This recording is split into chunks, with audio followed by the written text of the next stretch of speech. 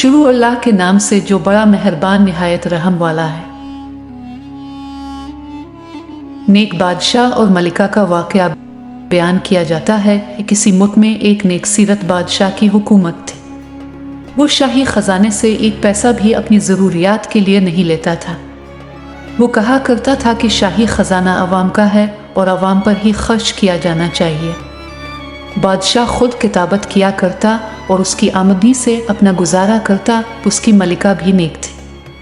वो घर का सारा काम खुद करती थी, सफाई करती, खाना पकाती, कपड़े सीती, गरज घर के सारे कामकाज अपने हाथों से किया करती।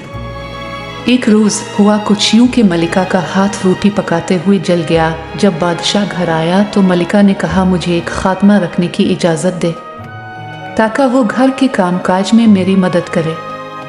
बादशाह ने कहा, मलिका तुम जानती हो कि मैं शाही खजाने से एक पैसा भी नहीं लेता, इसलिए कि यह अवाम का पैसा है और मेरी आमदनी इतनी नहीं कि मैं एक खात्मा रख सकूं, क्योंकि मेरी आमदनी मेरे हाथ की कमाई पर और किताबत से इतनी आमदनी नहीं होती कि मैं एक तमेरी लिए खात्मा रख सकूं।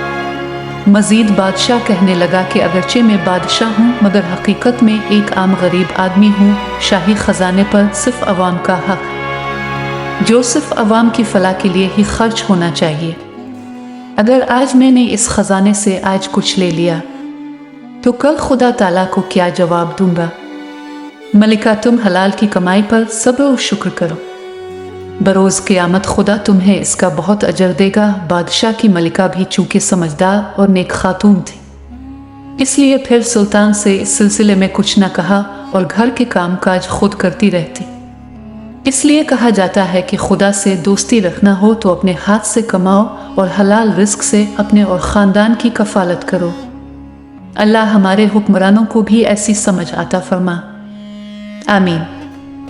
अगर आपको आज की वीडियो पसंद आई है तो आप वीडियो को ज़रूर लाइक करें और अपने दोस्तों के साथ भी शेयर करें। और अगर आपने अभी तक हमारा चैनल सब्सक्राइब नहीं किया है तो सब्सक्राइब ज़रूर करें। मिलते हैं कल एक और दिलचस्प वीडियो के साथ, तब तक के लिए अल्लाह हाफिज़।